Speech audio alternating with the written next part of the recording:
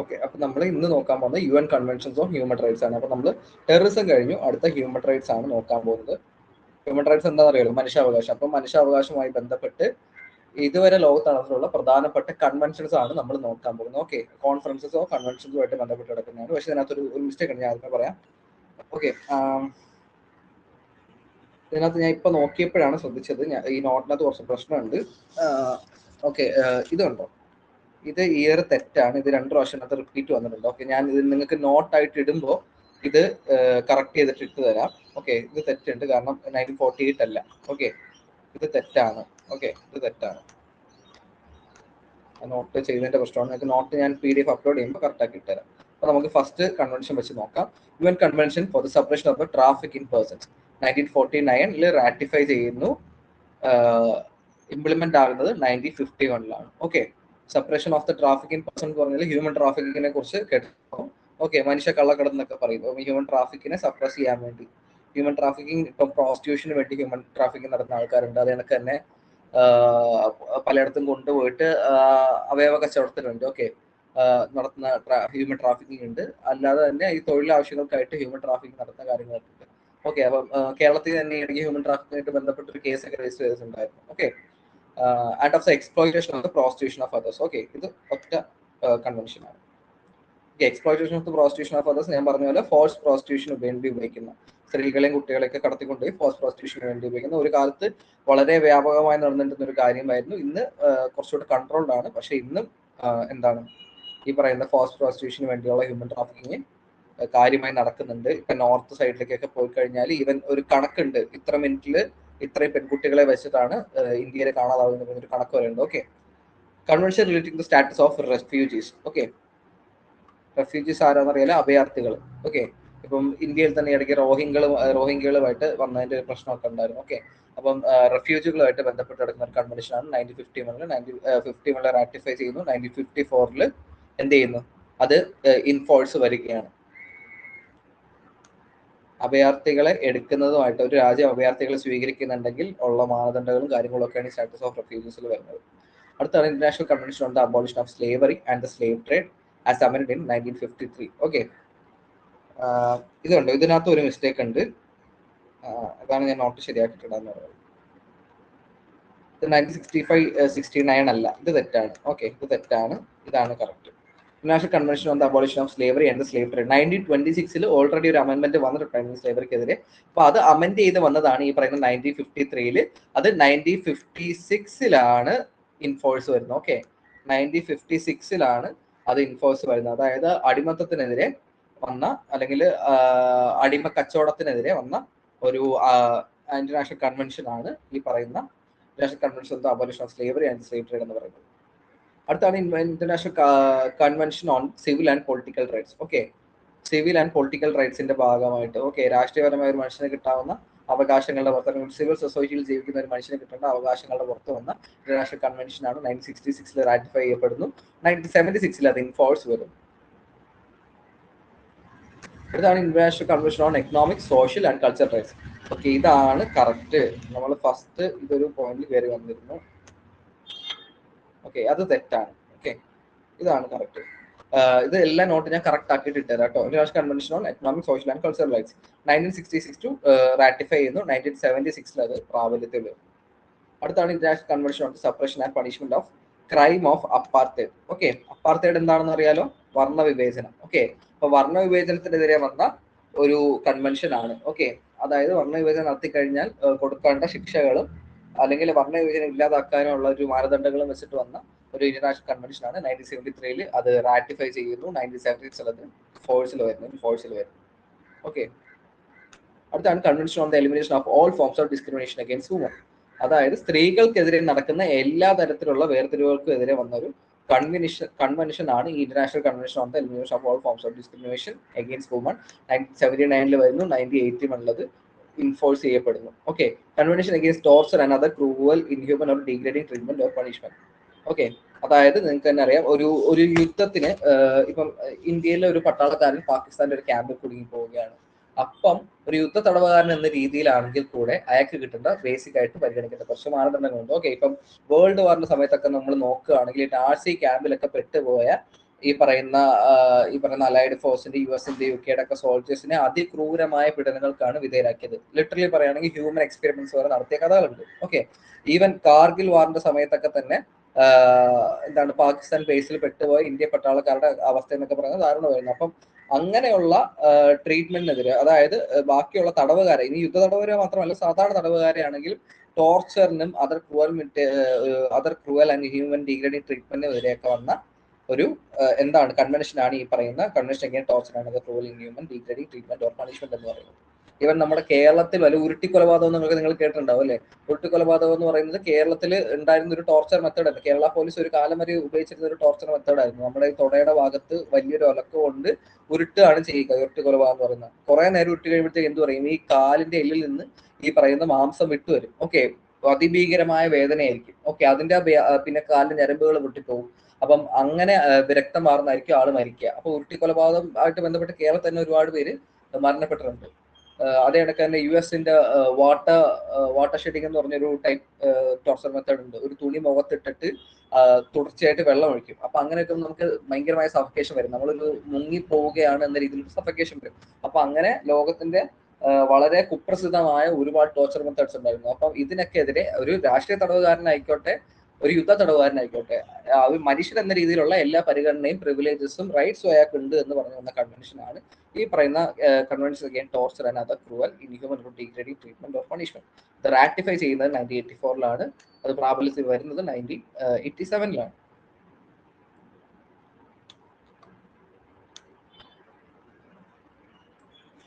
Convention on the rights of child. Okay, കുട്ടികൾക്ക് അല്ലെങ്കിൽ ഈ പറയുന്ന ചൈൽഡ് ലേബറിനെതിരെയും അത് കണക്ക് ചൈൽഡ് എക്സ്പ്ലോയിറ്റേഷനും ഒക്കെ എതിരെ വന്ന ഒരു കൺവെൻഷനാണ് ഈ 1989 റാറ്റിഫൈ ചെയ്ത് 1990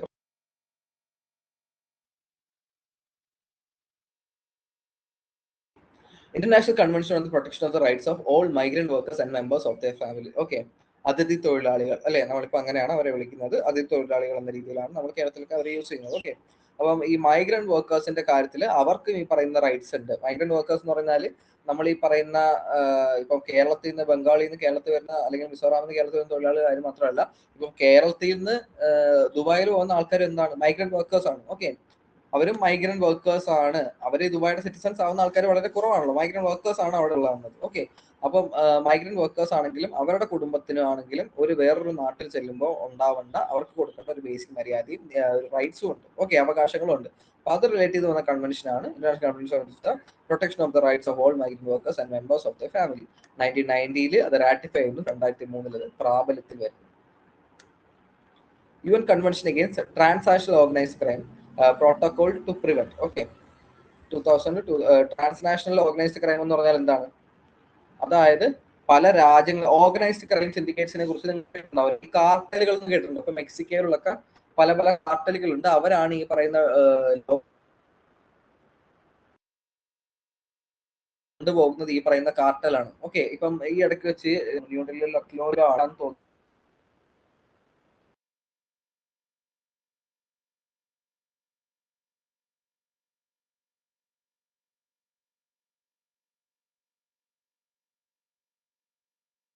ഓർഗനൈസ്ഡ് ക്രൈം എന്ന് പറഞ്ഞു കഴിഞ്ഞാൽ ഇപ്പം മെക്സിക്കോയിലുള്ളതുപോലെ അല്ലെങ്കിൽ ഈ പറയുന്ന ഒരുപാട് ഈ പറയുന്ന എന്താണ് ട്രാൻസാക്ഷണൽ ഓർഗനൈസ്ഡ് ക്രൈം സിൻഡിക്കേറ്റ്സ് ഉണ്ട്.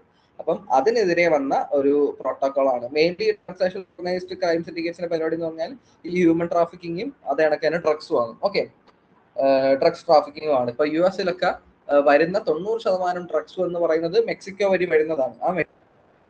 വരുന്നതാണ്. ഇപ്പൊ US പോലുള്ള ഒരു സ്ഥലത്ത് വരുന്ന, കാരണം US മെക്സിക്കോ ബോർഡർ ആണെന്ന് അറിയാലോ. അപ്പം മെക്സിക്കോയിൽ നിന്നാണ് ഒരു 90% ഡ്രഗ്സ് ഒഴുകുന്നത്. വളരെ കെമിക്കലായ, സിന്തറ്റിക് ആയ, ഒരു തലമുറയെ തന്നെ ഇല്ലാതാക്കാൻ കഴിയുന്ന തരത്തിലുള്ള ഡ്രഗ്സ് ഒക്കെ വരുന്നത് ഈ ട്രാൻസ്നാഷണൽ ഓർഗനൈസ്ഡ് ക്രൈംസിന്റെ കയ്യിൽ നിന്നാണ്. ഈ ട്രാൻസ്നാഷണൽ ഓർഗനൈസ്ഡ് ക്രൈമിന്റെ ഈ ഫണ്ടിങ്ങും അല്ലെങ്കിൽ ഇവര് വരുന്ന ഫണ്ടൊക്കെ ഹവാലയായിട്ട് പോകുന്നത് ഈ പറയുന്ന ടെററിസ്റ്റ് ഓർഗനൈസേഷന്റെ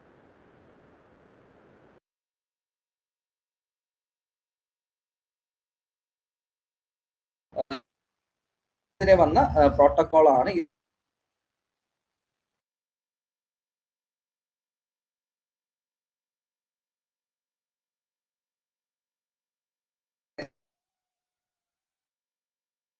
എന്ന് പറയുന്നതാണ്. അല്ലെങ്കിൽ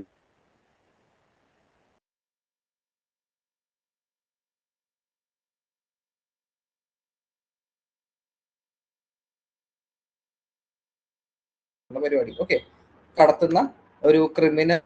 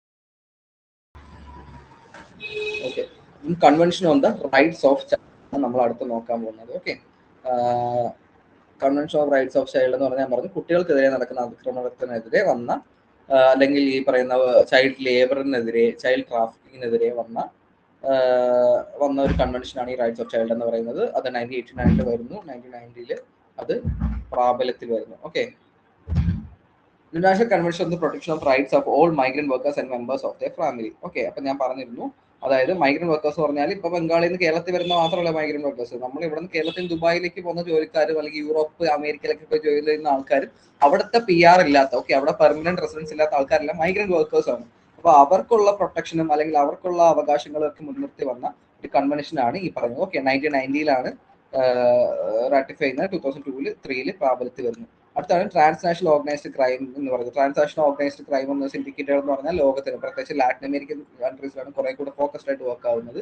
ഇപ്പൊ മെക്സിക്കോയിലൊക്കെ പോലെ ഡ്രഗ് കാർട്ടൽസ് എന്നൊക്കെ പറഞ്ഞ ഒരു ട്രാൻസ്നാഷണൽ ഓർഗനൈസ്ഡ് ക്രൈം സിൻഡിക്കേറ്റ്സ് ആണ്. അപ്പൊ ഹ്യൂമൻ ട്രാഫിക്കിങ്ങും ഡ്രഗ് ട്രാഫിക്കിങ്ങും ആണ് ഈ പറയുന്ന ട്രാൻസ്നാഷണൽ ഓർഗനൈസ്ഡ് ക്രൈം സിൻഡിക്കേറ്റ്സിന്റെ ഒരു മേജർ ഒരു പോർട്ട്ഫോളിയോ എന്ന് വേണമെങ്കിൽ നമുക്ക് പറയാം. ഓക്കെ, ഇപ്പം suppress and punish trafficking persons especially woman and children, ഇതൊരു ഒറ്റ കൺവെൻഷൻ ആണ് കേട്ടോ. ഇപ്പൊ 2000 വരുന്നു, 2003 ഇത് എന്ത് ചെയ്യുന്നു, പ്രാബല്യത്തിൽ വരുന്നു. ഓക്കെ, റാറ്റിഫൈ ചെയ്യപ്പെടുന്ന 2000. അപ്പം ട്രാൻസാക്ഷണൽ ക്രൈം സിൻഡിക്കേറ്റ്സിന്റെ കാര്യം പറയുകയാണെങ്കിൽ ഭയങ്കര എന്താണ്, ഒരുപാട് രീതിയിൽ പ്രശ്നങ്ങൾ ഉണ്ടാവുന്നു. ഇപ്പം ലാറ്റിൻ അമേരിക്കയിലെ ചില രാജ്യങ്ങളിൽ ആഭ്യന്തര കലാപങ്ങൾ വരെ ഉണ്ടാവുന്നത് ഈ പറയുന്ന ഈ ഓർഗനൈസ്ഡ് ക്രൈം സിൻഡിക്കേറ്റ്സിനെ കൊണ്ടാണ്. Okay, convention for the protection of all persons from enforce disappearance, ഇത് ഞാൻ പറഞ്ഞു ഇറ്റ്സ് ഓൾസോ ടൈപ്പ് ഓഫ് ഈ പറയുന്ന ട്രാഫിക്കിംഗ് പോലത്തെ ഒരു പരിപാടിയാണ്. ഇപ്പൊ കേരളത്തിൽ ഒരുപാട് കേസ് റിപ്പോർട്ട് ആവുന്നുണ്ട്. അതായത് ഒരുപാട് ആൾക്കാർ എന്ത് ചെയ്യുന്നുണ്ട്, ഈ പറഞ്ഞ ഫോഴ്സ്ഫുള്ളി ലേബറിനും കാര്യങ്ങൾക്കും എല്ലാം എങ്ങനെ കൊണ്ടുപോകുന്നുണ്ട്, ആൾക്കാരെ കൊണ്ടുപോകുന്നുണ്ട്. അതും ഒരു തരത്തിലുള്ള ട്രാഫിക്കിംഗ് ആണ്. അപ്പൊ അതിനെതിരെ വന്നൊരു കൺവെൻഷൻ 2007 റാറ്റിഫൈ ചെയ്യുന്നു, 2010 അത് എന്ത് ചെയ്യുന്നു, ഇൻഫോഴ്സ് ആവുന്നു. Okay, convention on the rights of person with disabilities, വളരെ ഇൻക്ലൂസീവ് ആയ, ഓക്കെ, വളരെ ഇൻക്ലൂസീവ് ആയ ഒരു കൺവെൻഷൻ ആണ്. അതായത് എല്ലാ മനുഷ്യർക്കും അവകാശങ്ങളുണ്ട് എന്ന രീതിയിൽ വന്നൊരു കൺവെൻഷൻ ആണ്. ഓക്കെ, അതായത് സാധാരണക്കാരനായാലും ഈ പറയുന്ന ഫിസിക്കൽ ഡിസേബിലിറ്റീസ് ഉള്ള ഒരു മനുഷ്യനാണെങ്കിലും മെന്റൽ ഓർ ഫിസിക്കൽ ഡിസേബിലിറ്റീസ് ഉള്ള മനുഷ്യനാണെങ്കിൽ അവർക്കുള്ള അവകാശങ്ങളെ മുൻനിർത്തി വന്ന ഒരു കൺവെൻഷനാണ് ഈ പറയുന്ന convention on rights of person with disabilities. 2007 ratify ചെയ്യുന്നു, 2008 എൻഫോഴ്സ് ആകുന്നു. അപ്പം ഇതൊക്കെയാണ് കൺവെൻഷൻ. ഞാൻ നേരത്തെ ടെററിസം പറഞ്ഞ പോലെ തന്നെയാണ്, നിങ്ങൾ ഇതെല്ലാം നന്നായിട്ടൊന്ന് വായിച്ചു വെക്കുക. നിങ്ങൾ കൂടുതൽ ഡീപ്പായിട്ട് ഈ കൺവെൻഷനിൽ എന്തൊക്കെ കാര്യങ്ങളാണ് വന്നതെന്ന് പഠിക്കേണ്ട ആവശ്യമില്ല. കാരണം അത്രയും വെയിറ്റേജ് ആയിട്ടൊന്നും പ്രീവിയസ് ഇയറിൽ ക്വസ്റ്റ്യൻ ചോദിച്ച് കണ്ടിട്ടില്ല. പക്ഷെ നമ്മളിത് പഠിച്ചു വെക്കുക എന്ന് പറയുന്നത് ഇമ്പോർട്ടൻ്റ് ആണ്. ഓക്കെ, അപ്പം ഈ വർഷം നിങ്ങൾ അധികം ഇത് കൊടുത്തില്ലെങ്കിൽ ഞാൻ പറഞ്ഞിട്ടുണ്ട്, ഈ ക്രോണോളജി നിങ്ങൾ മനസ്സിലാക്കി വെക്കുക. വർഷത്തിന് ചില കൺവെൻഷൻസ് ഇമ്പോർട്ടൻ്റ് ആണ്. ഇപ്പൊ ഈ പറയുന്ന convention of rights of child important ആണ്. അത് കണക്ക് തന്നെ discrimination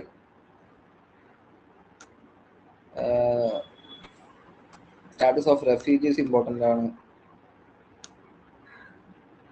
civil political rights, social cultural റൈറ്റ്സിന്റെ ഒരു ക്രോണോളജി പഠിച്ചു വെച്ചാൽ നന്നായിരിക്കും. അത് കണക്ക് forms of discrimination against woman, ഇതൊക്കെ കുറച്ച് ഇമ്പോർട്ടൻ്റ് ആയ ഒരു കൺവെൻഷൻസ് ആണ്. അപ്പോൾ അടുത്തതാണ് ഹ്യൂമൻ റൈറ്റ്സിൽ തന്നെ വരുന്ന ഒരു കാര്യമാണ് UN peace keeping missions. UN peace keeping മിഷൻസിനെ കുറിച്ച് കേട്ടിട്ടുണ്ടാവും. അതായത് ഈ പറയുന്ന പ്രശ്നങ്ങൾ നടക്കുന്ന അല്ലെങ്കിൽ കോൺഫ്ലിക്റ്റ് റിഡൻ ആയിട്ടുള്ള ലോകത്തിലെ അല്ലെങ്കിൽ യുഎന്റെ അധീനതയിൽ വരുന്ന രാജ്യങ്ങളുണ്ടല്ലോ, അല്ലെങ്കിൽ യുഎന്റെ മെമ്പേഴ്സ് ആയിട്ടുള്ള രാജ്യങ്ങളിൽ കോൺഫ്ലിക്റ്റ് നടക്കുന്ന രാജ്യങ്ങളിൽ പോയി പ്രശ്ന പരിഹാരത്തിനും അതേ കണക്ക് തന്നെ എന്തിന് അവിടെയുള്ള ജനങ്ങൾക്ക് റിലീഫിന് വേണ്ടിയുമായിട്ടാണ് UN പീസ് കീപ്പിംഗ് മിഷൻസ് നടക്കുന്നത്. ഓക്കെ, UN പീസ് കീപ്പിംഗ് മിഷന് ഒരു ഇതിനകത്ത് ഇപ്പം മിഷൻസിന്റെ കാര്യം പറഞ്ഞിട്ടുള്ളൂ. പക്ഷെ ഞാൻ കുറച്ച് UN പീസ് കീപ്പിംഗ് മിഷൻസിന്റെ നോംസ് പറഞ്ഞുതരാം. ഒരു UN പീസ് കീപ്പിംഗ് മിഷൻസിലെ മേജർ ആർമീസ് എന്ന് പറയുന്നത് ലോകത്തിൽ ഈ പറയുന്ന യുഎനിലെ അംഗങ്ങളായ രാജ്യങ്ങളിലെ പട്ടാളക്കാർ തന്നെ അല്ലെങ്കിൽ അവരുടെ മിലിറ്ററി തന്നെയാണ് ഇത്ര ഇത് വെച്ച് ഓരോ പീസ് കീപ്പിംഗ് മിഷനെ അയക്കുന്നത്. ഓക്കെ, ഇപ്പം ഇന്ത്യ എന്ന് പറയുന്ന രാജ്യം യുഎന്റെ ഏറ്റവും കൂടുതൽ പീസ് കീപ്പിംഗ് മിഷനിൽ പങ്കെടുത്ത ഒരു രാജ്യമാണ്. ഓക്കെ, പങ്കെടുത്ത ഒരു രാജ്യമാണ് ഇന്ത്യ. എനിക്ക് 49 to 50 പീസ് കീപ്പിംഗ് മിഷൻസിലോളം പങ്കെടുത്തിട്ടുണ്ട്. ഇപ്പം നടക്കുന്ന സൗത്ത് സുഡാനിലൊക്കെ നടക്കുന്ന സിവിൽ വാറിലും യുഎന്റെ പീസ് കീപ്പിംഗ് മിഷൻസ് നടക്കുന്നുണ്ട്. ഓക്കെ, അപ്പൊ അവിടെയും ഈ പറയുന്ന ഇന്ത്യൻ സോൾജേഴ്സ് ഉണ്ട്. ഓക്കെ, അപ്പം ഇന്ത്യ എന്ന് പറയുന്നത് ഈ പീസ് കീപ്പിംഗ് മിഷൻസിൽ ഒരു മേജർ പ്ലെയർ ആണ്. അപ്പം UN പീസ് കീപ്പിംഗ് മിഷൻസ് കുറച്ച് നോംസ് എന്ന് പറഞ്ഞാൽ UN പീസ് കീപ്പിംഗ് മിഷൻസിന് പോകണമെങ്കിൽ ആ രാജ്യത്തിലെ അല്ലെങ്കിൽ അവിടെ ഇപ്പം നിൽക്കുന്ന ആ കറണ്ട് ആയിട്ടുള്ള ഭരണാധികാരിയുടെ അല്ലെങ്കിൽ അവരുടെ ഒരു കൺസെന്റ് എന്ന് പറഞ്ഞ സാധനം അത്യാവശ്യമാണ്. ഓക്കെ, അവിടെ നിൽക്കുന്ന ഒരു സിവിൽ വാർ നടക്കുകയാണെങ്കിൽ അവിടെ എന്തുണ്ടാവും, ഒരു അഡ്മിനിസ്ട്രേഷൻ ഉണ്ടാവും. അപ്പൊ അവിടുത്തെ ആൾക്കാരുടെ അല്ലെങ്കിൽ അവിടുത്തെ ഒരു ഓർഗനൈസേഷന്റെ കൺസെന്റ് എന്ന് പറയുന്നത് വളരെ ഇമ്പോർട്ടന്റ് ആയ ഒരു കാര്യമാണ്. ഓക്കെ, അതേ കണക്ക് തന്നെ ഇവർ പോകുന്നത് പീസ് കീപ്പിംഗ് മിഷനാണ്, അല്ലാതെ ഒരു യുദ്ധത്തിനല്ല. ഓക്കെ, ഇവരുടെ പ്രധാനപ്പെട്ട ഒരു ഐഡിയ എന്ന് പറയുന്നത് ഈ കോൺഫ്ലിക്റ്റില് ഈ പറയുന്ന കൊളാട്രൽ ഡാമേജിന്റെ പേരിൽ തകർക്കപ്പെടുന്ന അവിടുത്തെ സിവിലിയൻസിന്റെ ജീവിതത്തിന് എന്തെങ്കിലും റിലീഫ് കൊണ്ടുവരിക. അതേ കണക്ക് തന്നെ ഈ കോൺഫ്ലിക്റ്റ് ഒരു അവസാനത്തിലേക്ക് എത്തിക്കാൻ സമാധാനപരമായ നെഗോസിയേഷൻസിലൂടെ അവസാനത്തിൽ എത്തിക്കാൻ പീസ് കീപ്പിംഗ് മിഷന് സാധിക്കുക എന്നതൊക്കെയാണ് ഈ പറയുന്നതിന്റെ ഒരു ഉദ്ദേശം. അല്ലാതെ ഇവരൊരു യുദ്ധത്തിനല്ല. ഇപ്പൊ നമ്മൾ ശ്രീലങ്കയുടെ കാര്യം പറയുമ്പോൾ പറഞ്ഞിട്ടുണ്ട് IPKF പോയിട്ടുണ്ട് അല്ലേ, ഇന്ത്യ പീസ് കീപ്പിംഗ് ഫോഴ്സ് പോയിട്ട് അവിടെ പോയിട്ട് എന്താണ് അവർ പീസ് കീപ്പിങ്ങിന് പോയത് ഒരു ഫോഴ്സ് ആണ്. പക്ഷെ അവർ അവിടെ പോയിട്ട് എന്ത് ചെയ്തു, അവർ LT2 ആയിട്ട് നേരിട്ട് വാറിന് ചെന്നു. ഓക്കെ, ആ യുദ്ധം അല്ലെങ്കിൽ അവർ നടത്തിയ നേരിട്ടുള്ള കോൺഫ്ലിക്റ്റ് ആണ് ഒരു പക്ഷെ രാജീവ് ഗാന്ധി കൊല്ലപ്പെടാനുള്ള കാരണമായത്. ഓക്കെ, അപ്പം പീസ് കീപ്പിംഗ് മിഷന്റെ ഉദ്ദേശം എന്ന് പറയുന്നത് സമാധാനം കൊണ്ടുവരികയാണ്, അല്ലാതെ ഒരു ഡയറക്റ്റ് ആയിട്ട് കോൺഫ്ലിക്റ്റ് അല്ല. അത് ഇവരുടെ ഒരു എഴുതപ്പെടാത്ത നിയമം കൂടെയാണ് UN പീസ് കീപ്പിംഗ് മിഷൻ ഒരിക്കലും എന്ത് ചെയ്യരുത്, ഡയറക്റ്റ് ആയിട്ട് അറ്റാക്ക് ചെയ്യരുത്, അല്ലെങ്കിൽ ഇവരാവരുത് ഫസ്റ്റ് വെടി തുറക്കുന്ന ആള്. ഇവർക്ക് നേരെ ഒരു ആക്രമണം നടക്കുകയാണെങ്കിൽ ഇവർക്ക് റിട്ടാലിയേറ്റ് ചെയ്യാനുള്ള എല്ലാ അവകാശങ്ങളും ഉണ്ട്. അല്ലാത്ത പക്ഷം ഒരു തരത്തിലും ആ പറയുന്ന യുദ്ധത്തിൽ ഒരു റിട്ടാലിയേഷനോ അല്ലെങ്കിൽ ഒരു ഡയറക്റ്റ് കോൺഫ്ലിക്റ്റിനോ പീസ് കീപ്പിംഗ് മിഷൻസ് നിൽക്കരുത്. ഓക്കെ, അപ്പം പീസ് കീപ്പിംഗ് മിഷൻസിൽ പ്രധാനമായിട്ട് നടന്നിട്ടുള്ള പീസ് കീപ്പിംഗ് മിഷൻസ് ആണ് ഈ പറയുന്നത്. ഓക്കെ, സിനായ് പെനിൻസുല ഈജിപ്തിൽ നടന്നിട്ടുണ്ട് 1956. അതെനിക്ക് ലെബനിൽ നടന്നിട്ടുണ്ട് 1978. യുനാമർ എന്ന് പറഞ്ഞ റുവാണ്ടയിലാണ്. റുവാണ്ടയിൽ അറിയാലോ ജനസൈഡ് നടന്ന ടൈമിൽ. ഓക്കെ, അപ്പം ഈ പറയുന്ന പീസ് കീപ്പിംഗ് മിഷൻസും അതിന്റെ വർഷവും നിങ്ങൾ നോക്കി വെക്കുക. ഓക്കെ, വർഷവും പിന്നെ ഇവർക്ക് ഒരു കോഡ് നെയിം ഉണ്ട് ഈ പറയുന്ന പീസ് കീപ്പിംഗ് മിഷൻസിന്. ഓക്കെ, ഒരു കോഡ് നെയിം ഉണ്ട്.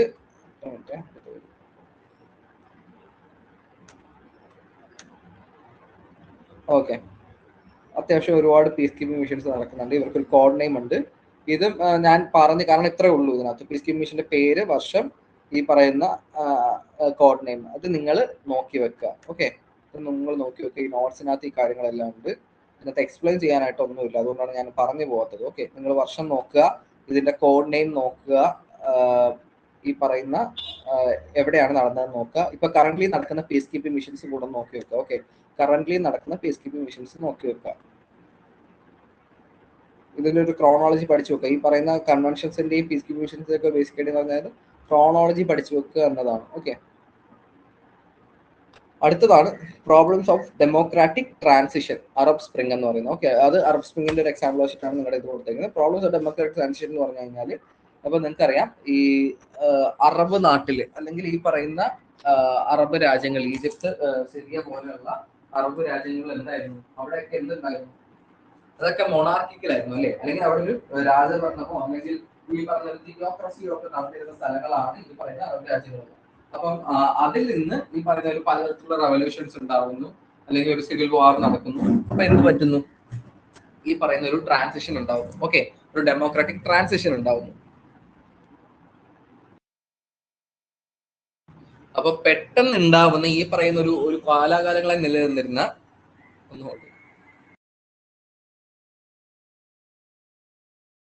കാലാകാലങ്ങളായി നിലനിന്നിരുന്ന ഒരു സിസ്റ്റത്തിൽ നിന്ന് പെട്ടെന്നൊരു ട്രാൻസിഷൻ സംഭവിക്കുമ്പോൾ എന്തുണ്ടാവും?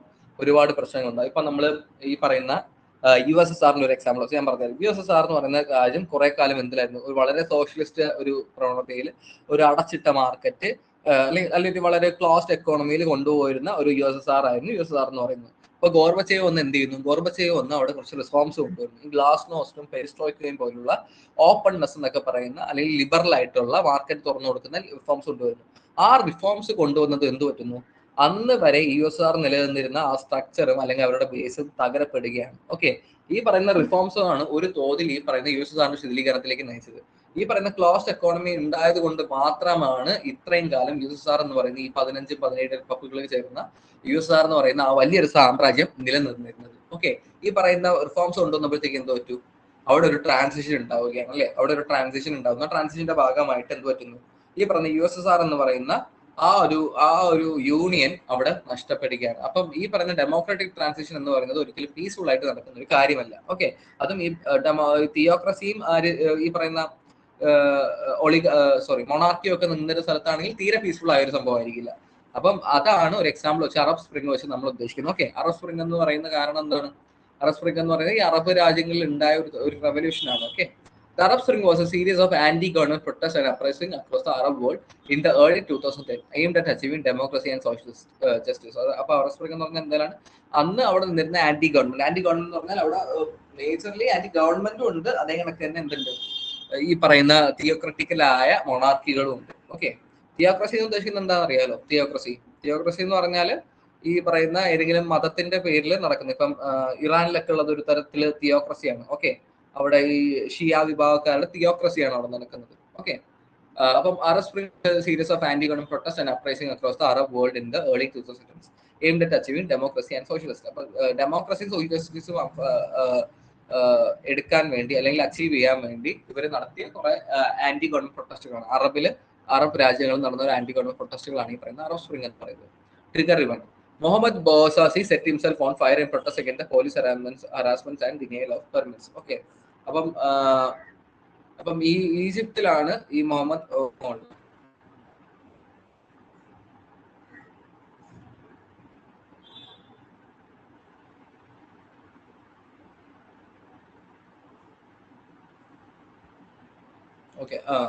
ഈജിപ്തിലല്ല, ട്യൂണീഷ്യയിലാണ് കേട്ടോ.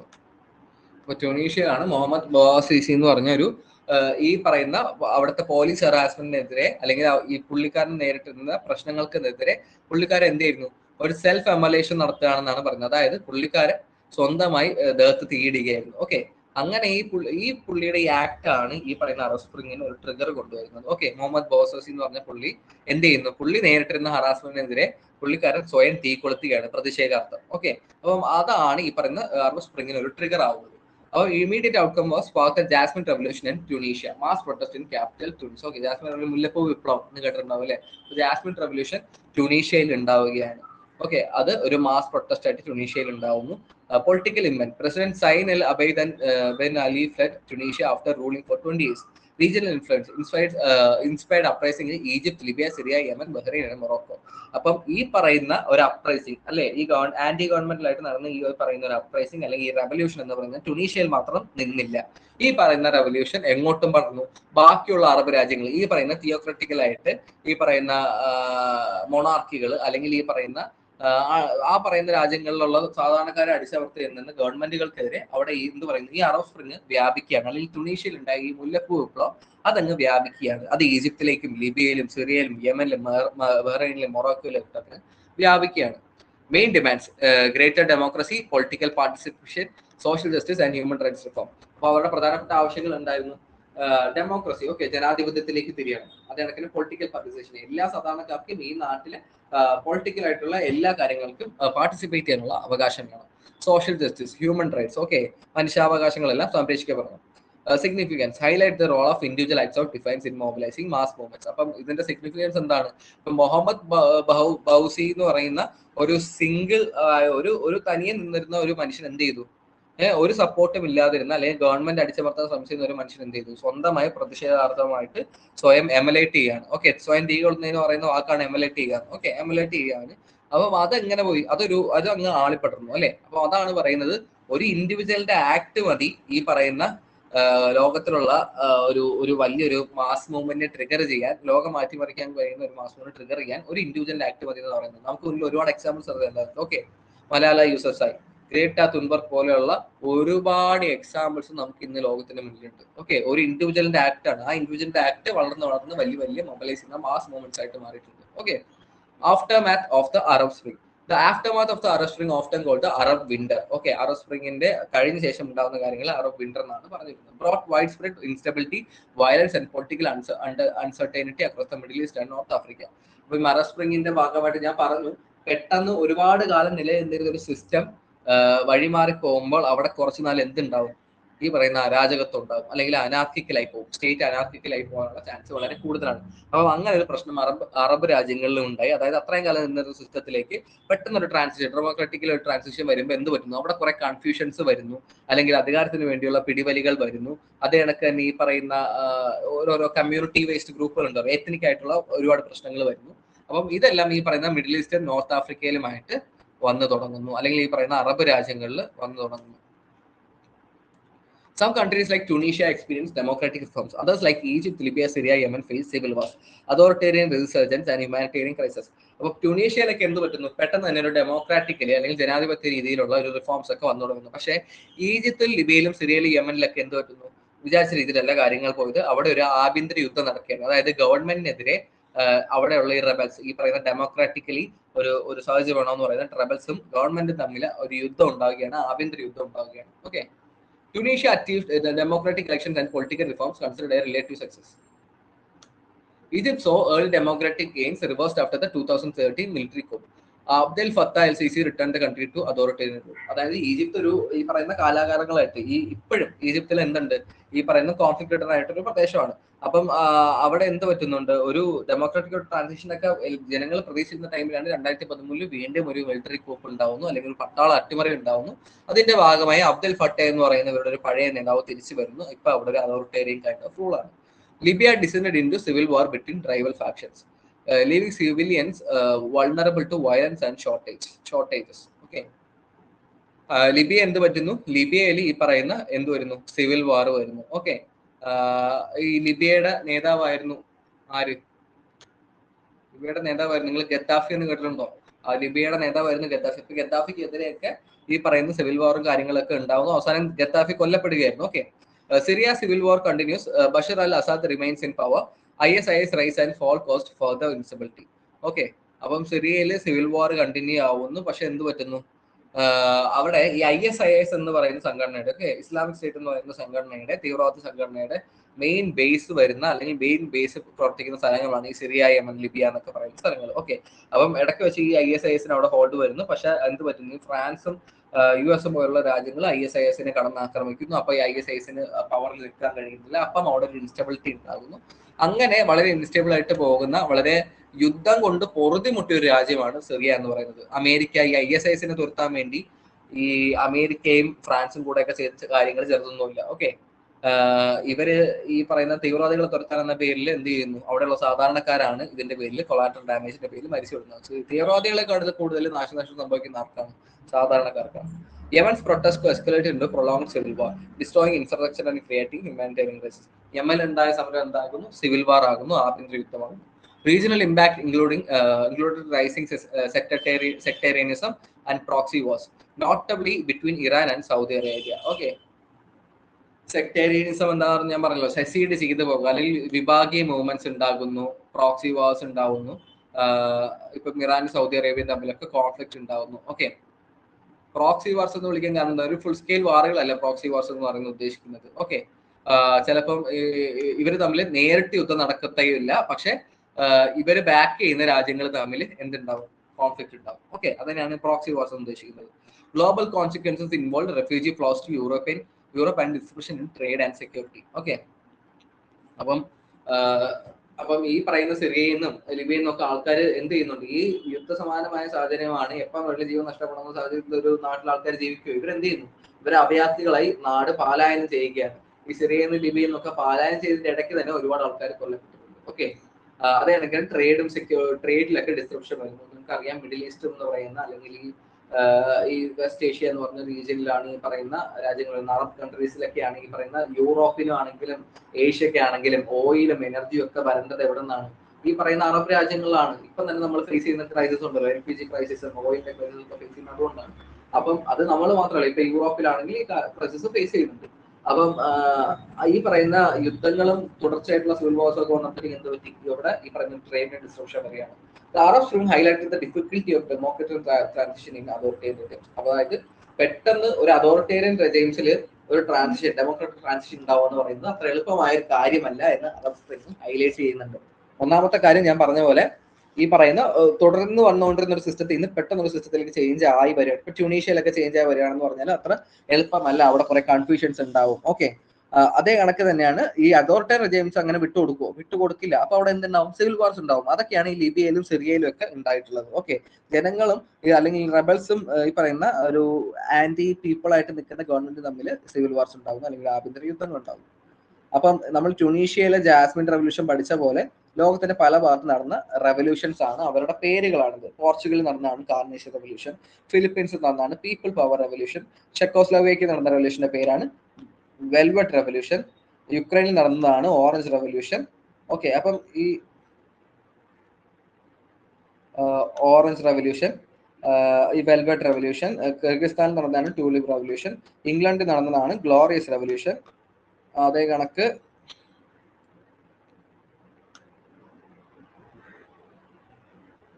ഫ്രാൻസിൽ നടന്നതാണ് ഫ്രഞ്ച് റെവല്യൂഷൻ, US നടന്നതാണ് അമേരിക്കൻ റെവല്യൂഷൻ, റഷ്യയിൽ നടന്നത് നിങ്ങൾക്ക് അറിയാം ഒക്ടോബർ റെവല്യൂഷൻ, അല്ലെങ്കിൽ അതിന്റെ ബോൾഷെവിക് റെവല്യൂഷൻ എന്നും പറയും കേട്ടോ.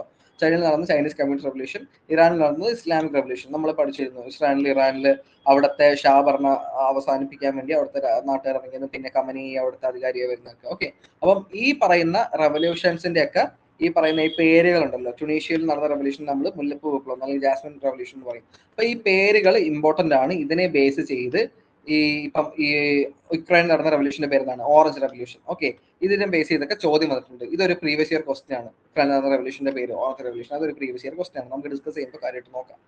അപ്പം ഈ പേരുകൾ പഠിച്ചു വെച്ചേക്കാം. ഓക്കെ,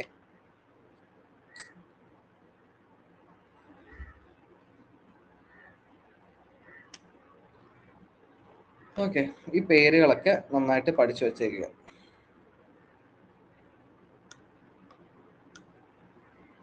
അടുത്തതാണ് വളരെ പ്രധാനപ്പെട്ട അടുത്തൊരു topic, environment and climate change. Okay, പരിസ്ഥിതിയും ക്ലൈമറ്റ് ചേഞ്ച്. അപ്പൊ നമുക്കറിയാം ക്ലൈമറ്റ് ചേഞ്ച് എന്ന് പറയുന്നത് ഇന്നത്തെ ലോകത്തിലെ ഒരു ഹോട്ട് ടോപ്പിക് ആണ്, അല്ലേ?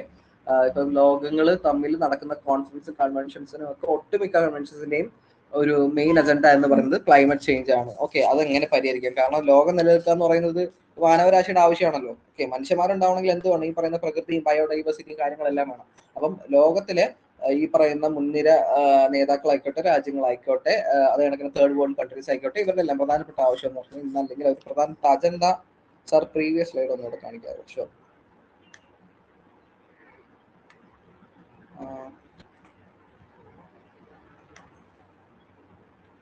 കാർണേഷ്യൻ revolution, people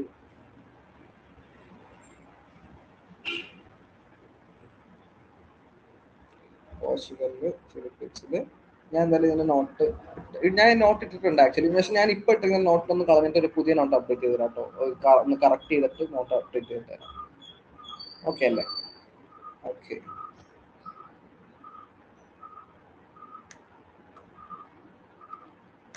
environment and climate change ആണ് നോക്കാൻ പോകുന്നത്. Environment degradation, climate change, biodiversity loss and pollution have emerged as some of the most critical global challenges of the 21st century. അപ്പൊ ഞാൻ പറഞ്ഞ പോലെ ബയോഡൈവേഴ്സിറ്റി ഉണ്ടാകുന്ന നഷ്ടങ്ങൾ, ക്ലൈമറ്റ് ചേഞ്ച്, പരിസ്ഥിതി മലിനീകരണം എന്നൊക്കെ പറയുന്നത് ഇന്നത്തെ നൂറ്റാണ്ടിൽ ഉണ്ടായി വന്ന, ഇന്നത്തെ നൂറ്റാണ്ടിലല്ല ഇത് ഐഡന്റിഫൈ ചെയ്യുന്നത്, കഴിഞ്ഞ നൂറ്റാണ്ടിൽ 20ാം നൂറ്റാണ്ട് അവസാനത്തോടു കൂടി അല്ലെങ്കിൽ അതിന്റെ പകുതിയോട് കൂടി ഈ പറയുന്ന പ്രശ്നങ്ങൾ നമ്മൾ ലോകത്തിൽ അഡ്രസ് ചെയ്യുന്നുണ്ട്. ഓക്കെ, ഇൻഡസ്ട്രിയൽ റവല്യൂഷനൊക്കെ ശേഷം ലോകത്തിലെ പരിസ്ഥിതിയിൽ വന്ന മാറ്റങ്ങൾ നമ്മൾ നല്ല രീതിയിൽ ലോകം നോട്ടീസ് ചെയ്യുന്നുണ്ട്. പക്ഷെ ഈ ഒരു നൂറ്റാണ്ടിലായിരിക്കും കുറച്ചും കൂടെ എന്താണ് പ്രൊആക്റ്റീവ് ആയിട്ടുള്ള മെഷേഴ്സ് എടുക്കുന്നത്. To address these concerns, nations across the world have come together under various international environmental conventions and protocols, creating legal, institutional, and cooperative mechanisms for environmental protection. Okay, അങ്ങനെ ലോകത്തിലുള്ള സംഘടനകളായിക്കോട്ടെ രാജ്യങ്ങളായിക്കോട്ടെ ഒരുമിച്ച് കൂടി വേരിയസ് കോൺഫറൻസും പ്രോട്ടോകോൾസിലൊക്കെ കൂടെ ലീഗലായിട്ടുള്ള ഒരുപാട് cooperative mechanisms, okay, ഒരുപാട് തരത്തിലുള്ള mechanisms, ഒരുപാട് പ്രോട്ടോകോളുകളൊക്കെ കൊണ്ടുവന്നിട്ടുണ്ട് ഇതിനെയൊക്കെ മറികടക്കാൻ വേണ്ടി അല്ലെങ്കിൽ കൗണ്ടർ ചെയ്യാൻ വേണ്ടി. അപ്പൊ നമ്മൾ ഈ കോൺഫറൻസും പ്രോട്ടോകോളും ഒക്കെ പറയുന്നതിന് മുമ്പ് കോൺഫറൻസും പ്രോട്ടോകോളും കൺവെൻഷനും തമ്മിലുള്ള വ്യത്യാസം മനസ്സിലാക്കി വെക്കുക എന്ന് പറയുന്നത് ഒരു ബേസിക് കാര്യമാണ്. കോൺഫറൻസ് എന്ന് പറഞ്ഞാൽ എന്താണ്? A conference simply A meeting or gathering of representatives from different countries or organisation. Conference പറഞ്ഞാൽ നമുക്കെല്ലാം അറിയുന്ന പോലെ തന്നെ അപ്പം നമ്മളൊക്കെ പഠിച്ചിരുന്ന കാലത്ത് ക്യാമ്പസുകളിലൊക്കെ കോൺഫറൻസസ് ഉണ്ടാവാറുണ്ട്. ഓക്കെ, അതായത് ഏതെങ്കിലും ഒരു ടോപ്പിക്കിനെ ഒരു അജണ്ട വെച്ചിട്ട് ഒരു മീറ്റിംഗ് നടക്കും. അത് ഫോർമൽ ആവാം, ഇൻഫോർമൽ ആവാം. ഓക്കെ, ഒരു കോൺഫറൻസ് എന്ന് പറയുന്നത് ഫോർമൽ ആവാം, ഇൻഫോർമൽ ആവാം. Purpose, discussion, negotiation and decision making. Okay, it may or may not result in a formal agreement. ഒരു ഡിസിഷൻ എടുക്കുന്നു എന്ന് പറഞ്ഞിട്ട് അവിടെ ഈ പറയുന്ന കോൺഫറൻസിൽ ഒരു ഫോർമൽ അഗ്രിമെന്റ് ഉണ്ടാവണമെന്ന് നിർബന്ധമില്ല. ഓക്കെ, ഇപ്പൊ കോൺഫറൻസ് ഓഫ് പാർട്ടീസ് നിങ്ങൾ കേട്ടിട്ടുണ്ടാവും, COP. ഓക്കെ, COP എന്ന് പറയുന്ന സാധനം ഈ ഇടയ്ക്കിടയ്ക്ക് ഓരോ വർഷവും 2 വർഷമൊക്കെ കൂടുമ്പോൾ നടക്കുന്ന ഒരു 2 വർഷം കൂടുമ്പോൾ 2 വർഷം കൂടുമ്പോൾ നടക്കുന്ന ഒരു പരിപാടിയാണ് COP എന്ന് പറയുന്നത്. പക്ഷേ COPകൾ കൂടി അവരിങ്ങനെ രാജ്യങ്ങൾ ഒരു അണ്ടർസ്റ്റാൻഡിങ്ങിൽ പോകുന്നല്ലാതെ എല്ലാ COPയിലും ഈ പറയുന്ന ഒരു അഗ്രിമെന്റ് ഉണ്ടാവാറില്ല. ഓക്കെ, ഇവര് ഒരു അജണ്ട വെച്ച് ഡിസ്കസ് ചെയ്യുന്നു, കാര്യങ്ങൾ തീരുമാനമാക്കുന്നു. ഓക്കെ, ഇങ്ങനെയൊക്കെ ചെയ്യാം, നേരത്തെ എടുത്ത കാര്യങ്ങൾ അല്ലെങ്കിൽ ഇതിന് മുന്നേ എടുത്ത ഡിസിഷൻസ് റിവ്യൂ ചെയ്യുന്നു, ഒക്കെ നടക്കുന്ന ഒരു പരിപാടിയാണ് ഈ കോൺഫറൻസിൽ. ഓക്കെ, അതിന്റെ ഒരു എക്സാമ്പിൾ ആയിട്ട് പറയുന്നത് പോട്സ്ഡാം കോൺഫറൻസ് നമ്മൾ നോക്കിയാണ് കോൾഡ് വാറിന്റെ കാര്യം. അതായത് allied leaders met to decide post war arrangements. Post വാറിന് ശേഷം, രണ്ടാം ലോകമായതിനു ശേഷമുള്ള കാര്യങ്ങളെ കുറിച്ച് തീരുമാനിക്കുന്ന അലൈഡ് ഫോഴ്സ് കൂടിയ ഒരു മീറ്റിംഗ് ആണ്. അടുത്താണ് convention. Convention is A formal international agreement or treaty between state. പക്ഷേ കൺവെൻഷൻ എന്ന് പറയുന്ന കോൺഫറൻസിന്റെ വ്യത്യാസം എന്താണ്? ഇത് ഫോർമൽ ആണ്, ഒരു ട്രീറ്റി അവിടെ ഫോം ആവാറുണ്ട്. Okay, it is legally binding once ratified by the participating countries. അതായത് ഈ പറയുന്ന രാജ്യങ്ങൾ അത് റാറ്റിഫൈ ചെയ്ത് കഴിഞ്ഞാൽ അല്ലെങ്കിൽ അവരത് ഈ പറയുന്ന സ്ക്രൂട്ടിനി ചെയ്ത് കഴിഞ്ഞാൽ എന്ത് പറ്റുന്നുണ്ട്? അതൊരു ലീഗലി ബൈൻഡിങ് ഡോക്യുമെന്റ് ആണ്. ഈ പറയുന്ന ഇത് സൈൻ ചെയ്യുന്ന രാജ്യങ്ങൾക്കെല്ലാം അതൊരു ലീഗലി ബൈൻഡിങ് ഡോക്യുമെന്റ് ആണ്. ഇവര് ഈ പറയുന്ന കാര്യങ്ങൾ ഫോളോ ചെയ്തിരിക്കണം. Usually deals with broad principles or rules. Okay, usually deals with broad, അതായത് വളരെ വൈഡ് ആയിട്ടുള്ള റൂൾസും അല്ലെങ്കിൽ കുറച്ച് പ്രിൻസിപ്പൾസും ആയിരിക്കും ഈ പറയുന്ന കൺവെൻഷൻസിൽ ഈ പറയുന്ന കൺവെൻഷൻസിന്റെ ഭാഗമായിട്ട് വരിക. ഫോർ എക്സാമ്പിൾ, ഈ ക്യോട്ടോ പ്രോട്ടോകോൾ നിങ്ങൾ കേട്ടിട്ടുണ്ട്. ക്യോട്ടോ പ്രോട്ടോകോൾ വരുന്ന UNFCC എന്ന് പറയുന്നത് United Nations convention for climate ചേഞ്ചിലാണ് ഈ പറയുന്ന ക്യോട്ടോ പ്രോട്ടോകോൾ വരുന്നത്. ഓക്കെ, അങ്ങനെ ഒരു കൺവെൻഷന്റെ ഭാഗമായിട്ടാണ് എന്ത് വരുന്നത്? ഒരു കൺവെൻഷന്റെ ഭാഗമായിട്ടാണ് എന്ത് വരുന്നത്? ഞാനിപ്പോ പറഞ്ഞതേ ഉള്ളൂ. കൺവെൻഷന്റെ ഭാഗമായിട്ടാണ് പ്രോട്ടോകോൾ വരുന്നത്. ഓക്കെ, കൺവെൻഷന്റെ ഭാഗമായിട്ടാണ് പ്രോട്ടോകോൾ വരുന്നത്. ഇതിന്റെ ഒരു എക്സാമ്പിൾ ആണ് Geneva convention, rules for humanitarian treatment during war. Okay, Geneva convention യുദ്ധത്തിന്റെ ഇടയ്ക്ക് വരുന്ന തടവുകാരായിക്കോട്ടെ പട്ടാളക്കാരായിക്കോട്ടെ അവർക്കുള്ള നീതിപൂർണമായ ട്രീറ്റ്മെന്റ് ആണ്, അല്ലെങ്കിൽ മാനുഷികമായി ലഭിക്കേണ്ട ട്രീറ്റ്മെന്റിനെ കുറിച്ചാണ് ജനീവ കോൺഫറൻസ് പറയുന്നത്. അപ്പം ഈ കൺവെൻഷൻസിന്റെ ഭാഗമായിട്ട് എന്ത് വരുന്നത്? പ്രോട്ടോകോൾ വരുന്നത്. ഓക്കെ, ഞാൻ പറഞ്ഞു ക്യോട്ടോ പ്രോട്ടോകോൾ വന്നത് എന്തിന്റെ ഭാഗമായിട്ടാണ്? UNFCC എന്ന് പറയുന്ന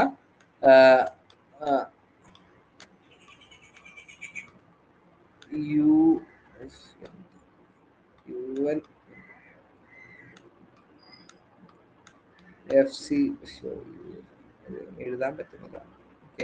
FCC എന്ന് പറയുന്ന ഒരു കൺവെൻഷന്റെ ഭാഗമായിട്ടാണ് ക്യോട്ടോ പ്രോട്ടോകോൾ വരുന്നത്. A protocol is a supplementary or additional agreement to an existing treaty or convention. Okay, ഒരു കൺവെൻഷന്റെ ഒരു റിസൾട്ട് ആയിട്ടോ അല്ലെങ്കിൽ ഒരു എക്സ്റ്റൻഷനോ ആയിട്ടാണ് ഈ പറയുന്ന പ്രോട്ടോകോൾസ് വരുന്നത്. It may clarify, amend or add new provisions. Okay, അപ്പൊ ഈ കൺവെൻഷൻ മുഖേന എടുത്തൊരു ട്രീറ്റി ഉണ്ട്, ആ ട്രീറ്റിയിൽ കുറച്ച് കാര്യങ്ങളുണ്ട്. അപ്പം ഈ ക്യോട്ടോ ഒരു പ്രോട്ടോകോൾ വരുമ്പോൾ എന്താണ് അവിടെ സംഭവിക്കുക? ആ പറയുന്ന പോയിന്റ്സ് ചിലപ്പോൾ ഒന്നുകൂടെ ഒന്ന് ക്ലാരിഫൈ ചെയ്യും, അത് ഇങ്ങനെയാണ് കാര്യങ്ങൾ, അല്ലെങ്കിൽ ഒന്ന് അമെൻഡ് ചെയ്യും. ഇപ്പൊ അന്നെടുത്ത തീരുമാനം ഇങ്ങനെയാണ്, അപ്പൊ നമുക്ക് ഒന്ന് അമെൻഡ് ചെയ്യണം എന്ന രീതിയിൽ വരും. ഇപ്പം മോൺട്രിയൽ പ്രോട്ടോകോൾ ആണ് ഓസോൺ ഡിപ്ലീഷന് വേണ്ടി വന്ന ആദ്യത്തെ പ്രോട്ടോകോൾ. ഓക്കെ, അപ്പം അത് ഒന്ന് അമെൻഡ് ചെയ്യാനായിട്ട് കിഗാലി അമെൻമെന്റ് എന്ന് പറഞ്ഞൊരു അമെൻമെന്റ് വരുന്നുണ്ട്. ഓക്കെ, അത് വർഷങ്ങൾക്ക് ശേഷമാണ്, 10-20 വർഷങ്ങൾക്ക് ശേഷമാണ് കിഗാലി അമെൻമെന്റ് വരുന്നത്. അപ്പം ഈ പറയുന്ന അമെൻഡ് ചെയ്യാനും അല്ലെങ്കിൽ പുതിയ പ്രൊവിഷൻസ് അല്ലെങ്കിൽ പോയിന്റ്സ് ആഡ് ചെയ്യാനൊക്കെയാണ് പ്രോട്ടോകോൾ വരുന്നത്. Sometimes it can be a standalone agreement, but usually it is linked to a convention. ചില സാഹചര്യങ്ങൾ അതൊരു തനിയെ വരുന്നത് പ്രോട്ടോകോൾ വേണ്ടി കൂടുന്ന ഒരു അഗ്രിമെന്റ് ആയിരിക്കാം, അല്ലെങ്കിൽ എന്താണ് ആ കൺവെൻഷനുമായിട്ട് ബന്ധം ഉണ്ടാവണമെന്നില്ല ഒരു പ്രോട്ടോകോളിന്. ഓക്കെ, പക്ഷെ usually it is link to a convention. ഒരു കൺവെൻഷന്റെ ഭാഗമായിട്ട് തന്നെയാണ് സാധാരണ രീതിയിൽ പ്രോട്ടോകോൾ വരുന്നത്. ഇപ്പൊ ക്യോട്ടോ പ്രോട്ടോകോൾ UNFCCയുടെ ഭാഗമായിട്ട് വന്നതാണ്. Added commitment reduce green house gases. Okay, അപ്പൊ ഇതാണ് പ്രോട്ടോകോളും കൺവെൻഷനും കോൺഫറൻസും തമ്മിലുള്ള വ്യത്യാസം എന്ന് പറയുന്നത്.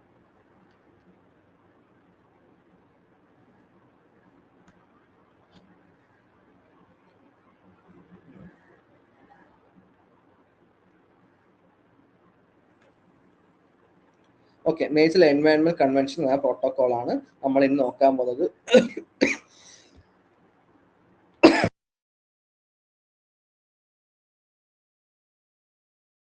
Okay, major environment convention and protocols ആണ് നമ്മൾ നോക്കാൻ പോകുന്നത്.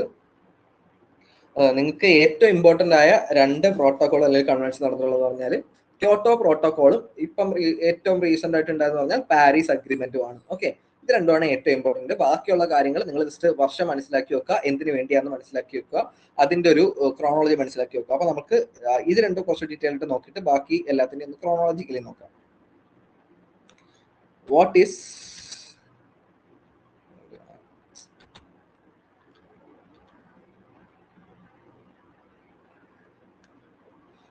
Kyoto Protocol? The Kyoto Protocol is an international agreement linked to UNFCCC. ഇപ്പൊ UNFCCC ആണ് കൺവെൻഷൻ. ഓക്കെ, UNFCCC ആണ് കൺവെൻഷൻ.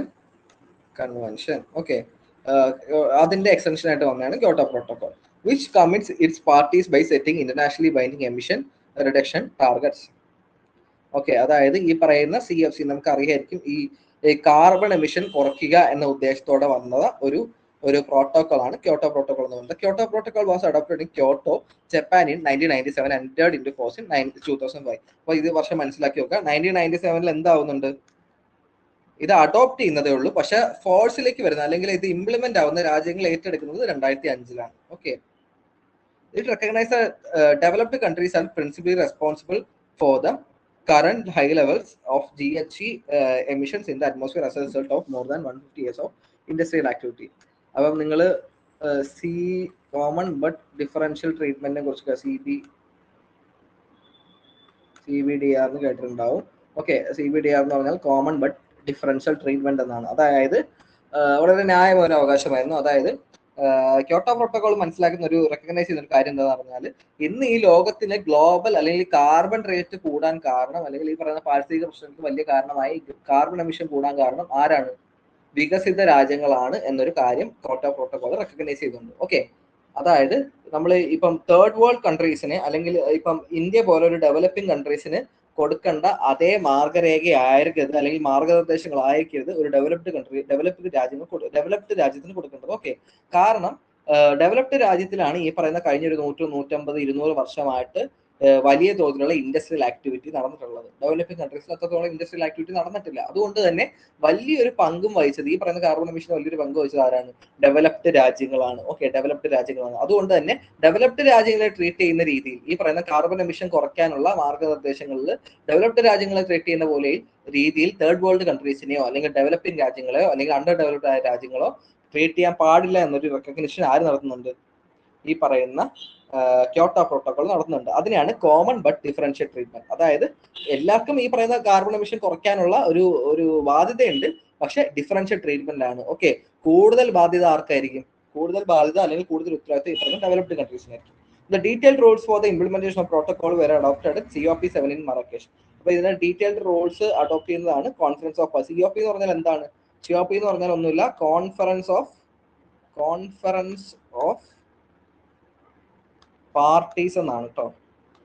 ഞാൻ പറഞ്ഞത് ഒരു കോൺഫറൻസ് ആണ്. ഈ പറയുന്ന ഇതിനകത്ത് പാർട്ടീസ് ആയിട്ടുള്ള അല്ലെങ്കിൽ ഇതിനകത്ത് പാർട്ടി ആയിട്ടുള്ള രാജ്യങ്ങളുടെ ഒരു കോൺഫറൻസ് ആണ് COP എന്ന് പറയുന്നത്. ഇപ്പൊ ലാസ്റ്റ് ആയിട്ട് COP29 2024 കഴിഞ്ഞതുള്ളൂ, അസർബൈജാനിൽ വെച്ചായിരുന്നു. Okay, Kyoto protocol phase 1. അപ്പോൾ phase 1 ഉണ്ട്, phase 2 ഉണ്ട്. ഓക്കെ, phase 1 2005 to 2012 ആയിരുന്നു. gave the target of cutting down emission by 5%. ഏകദേശം 5% കാർബൺ എമിഷൻ കുറയ്ക്കുക എന്ന് പറയുന്നതായിരുന്നു phase 1. phase 2 2013 to 2020 gave the target of reducing emission by at least 18% by the industrialized countries. Okay, അത് industrialised കൺട്രീസിന് കൊടുത്ത ഒരു മാർഗനിർദ്ദേശമായിരുന്നു കൂടുതൽ phase 2 ഉണ്ടായിരുന്നത്. അതായത് അവര് കുറച്ചും കൂടെ അധികം ഫേസ് ഡൗൺ ചെയ്യണം. ഓക്കെ, ഫേസ് ഡൗൺ ചെയ്യുക എന്ന് പറഞ്ഞാൽ കുറയ്ക്കുക. ഓക്കെ, 18% കുറയ്ക്കണം എന്നായിരുന്നു.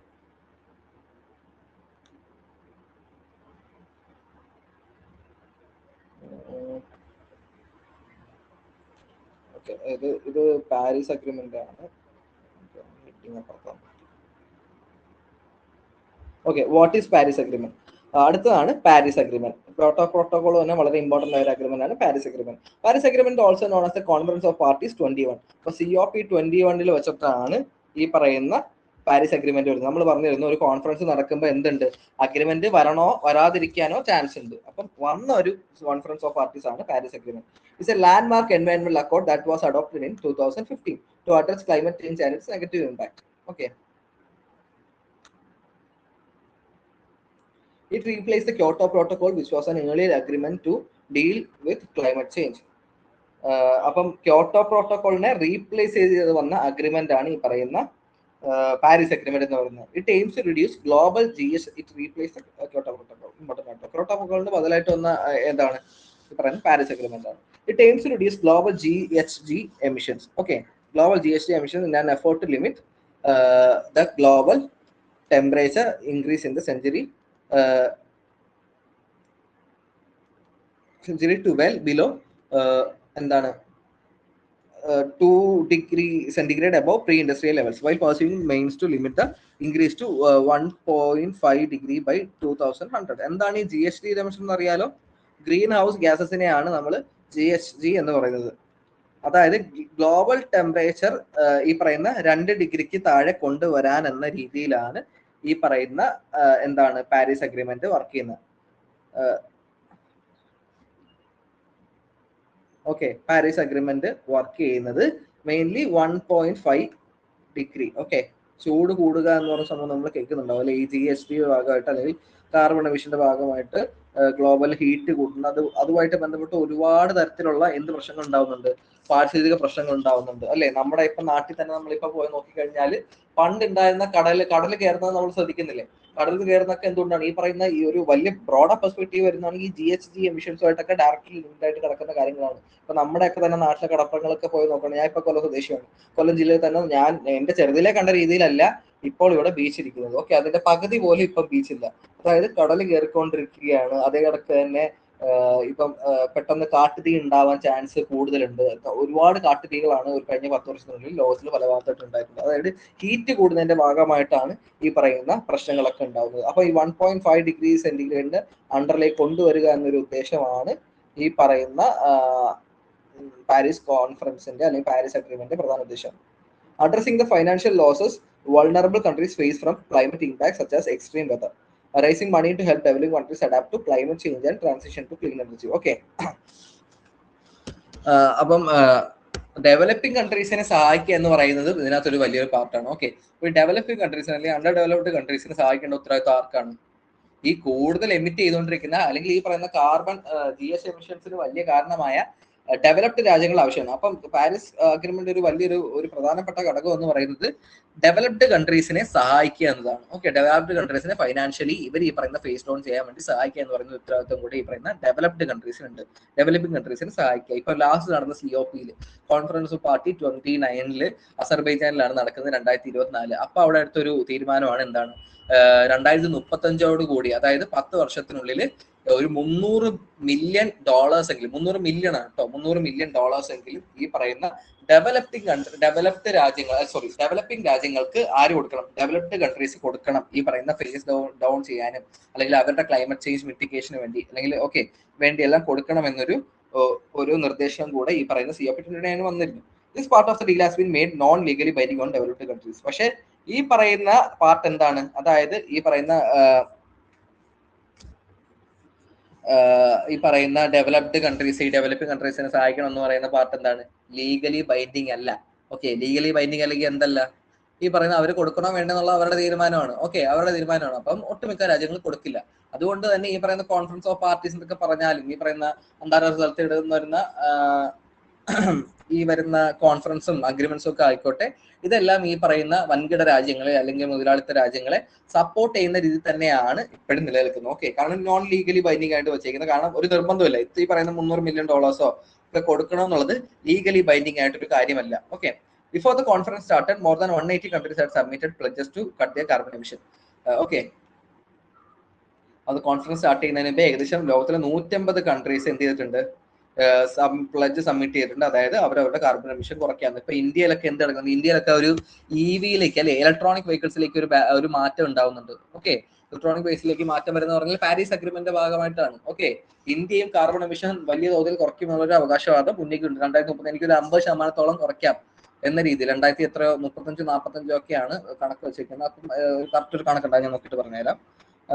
വെച്ച് കുറയ്ക്കാമെന്നൊരു മാർഗ്ഗനിർദ്ദേശം ഇന്ത്യയും വെച്ചിട്ടുണ്ട്. Okay, intended national determined contribution എന്നാണ് അതിനെ പറയുക. ഓക്കെ, ഈ കുറയ്ക്കുന്ന അല്ലെങ്കിൽ അവര് ഒരു രാജ്യം ഇത്ര എമൗണ്ട് വരെ ഫേസ് ഡൗൺ ചെയ്യാം എന്ന് പറയുന്നതാണ് ഈ INDC എന്ന് പറയുന്നത്. INDC were recognized under the agreement but are not legally binding. Okay, അപ്പൊ INDCയുടെ കാര്യം എന്താണ്? ഇവർ റെക്കഗ്നൈസ് ചെയ്യുന്നുണ്ട്, ഈ പറയുന്ന പാരീസ് അഗ്രിമെന്റ് റെക്കഗ്നൈസ് ചെയ്യുന്നുണ്ട്, പക്ഷെ ലീഗലി ബൈൻഡിംഗ് അല്ല. നിങ്ങൾ തീരുമാനിച്ചു, നിങ്ങൾ പ്ലഡ്ജ് ചെയ്തു ഇത്ര കുറയ്ക്കാമെന്ന്, എന്നാൽ നിങ്ങൾ അത് ചെയ്ത് കാണിക്കുക എന്ന് പറയുന്നുള്ളൂ. അത് ലീഗലി ബൈൻഡിംഗ് അല്ല, ചെയ്യണം എന്ന് നിർബന്ധമൊന്നുമില്ല, ചെയ്യാൻ പറ്റുന്ന പരിശ്രമങ്ങൾ നടത്തുക. India also reaffirms its INDC's commitment to meeting the global under the agreement in order to combat climate change. ഇപ്പൊ ഞാൻ പറഞ്ഞ പോലെ ഇപ്പൊ EV വരുന്ന മാറ്റം, EV എന്ന് പറഞ്ഞാലും ഒരു വേസ്റ്റ് ആണ് കേട്ടോ. ഇപ്പം ബാറ്ററി എന്ന് പറയുന്നതും ഒരു ഇലക്ട്രോണിക് വേസ്റ്റ് ആണ്. പക്ഷെ നമ്മൾ ക്ലൈമറ്റ് ചേഞ്ച് മിറ്റിഗേഷന്റെ ഒരു പെർസ്പെക്റ്റീവിൽ നോക്കുമ്പോൾ, കുറച്ച് ബ്രോഡർ പെർസ്പെക്റ്റീവിൽ നോക്കുമ്പോൾ, ഈ കാർബൺ എമിഷനെ കാട്ടി കുറച്ചും കൂടെ നമുക്ക് കൺട്രോൾ ചെയ്ത് കൊണ്ടുപോകാൻ പറ്റുന്ന ഒരു ഒരു ഒരു ഒരു പൊല്യൂഷൻ ആണ് ഈ ബാറ്ററി വേസ്റ്റ് എന്ന് പറയുന്നത്, അല്ലെങ്കിൽ ഈ വേസ്റ്റ് എന്ന് പറയുന്നത്. ഓക്കെ, അപ്പൊ അതുകൊണ്ടാണ് ഇന്ത്യ EV തിരിഞ്ഞുകൊണ്ടിരിക്കുന്നത്. അപ്പം അതാണ് പാരീസ് അഗ്രിമെന്റും അതേ കണക്ക് തന്നെ ക്യോട്ടോ പ്രോട്ടോക്കോളും. ബാക്കി വരുന്നത് റാംസർ കൺവെൻഷൻ തൊട്ട് COP29 വരെയുള്ള കുറച്ച് കാര്യങ്ങളാണ്. അത് നമുക്ക് നെക്സ്റ്റ് ക്ലാസ്സിൽ നോക്കാം. ഓക്കെ, നെക്സ്റ്റ് ക്ലാസ്സിൽ നമുക്ക് ഡിസ്കസ് ചെയ്യാം. എല്ലാം കൂടെ ഒരു ക്ലാസ്സിൽ തന്നെ ഡിസ്കസ് ചെയ്യേണ്ട. അപ്പം ദാറ്റ്സ് ഇറ്റ്. Thank you.